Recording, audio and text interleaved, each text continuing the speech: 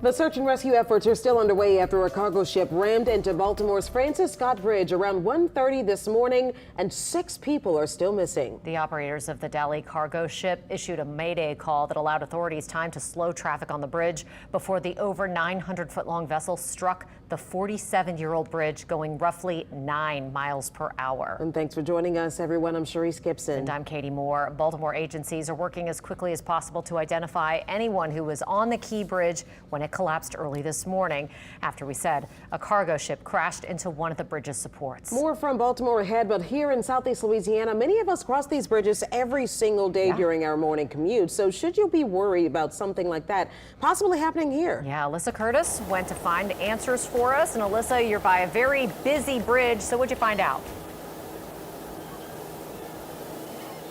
Katie, Sharice, we're here on the Mississippi River near the Crescent City connection, and the CCC is actually one of the most used bridges, not only in our metro area, but across the state of Louisiana. And if you're one of the many who drive it on a regular basis, you may have been worried or concerned when you woke up and saw the news of what happened in Baltimore. I spoke with DOTD this morning, and they said if you use either the CCC or any other bridge in our area, there's no need to panic.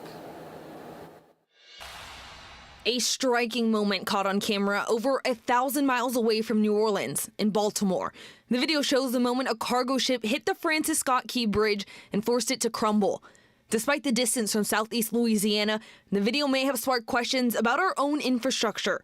From the Hill Bogs to the Crescent City connection and beyond, bridges are a common aspect in many's daily commute. DOTD says while you can never be 100% certain an accident will never happen, overall, our bridges are safe and in good condition. For the most part, over 85% of our bridges are in what we consider fair or better condition. DOTD District Engineer Administrator Scott Boyle says bridges in the area get inspected once every 2 years at minimum. They look at the deck, the substructure, which is the piers and columns. They look at the superstructure, which could be anything above the deck, and they're looking for cracks. They're looking for settlement. They're looking for any type of rust. They're looking for things that are hanging or bolts that are missing. They get rated on a scale of 1 to 10, 10 being the best possible condition. A good bridge might be anything above a 7, and we start really looking closely at bridges when they're at a 4 or below. DOTD says the Crescent City connection is one of the most traveled bridges in the state. It was last inspected in summer of 2022 and was rated a 6. It's due for another inspection this summer.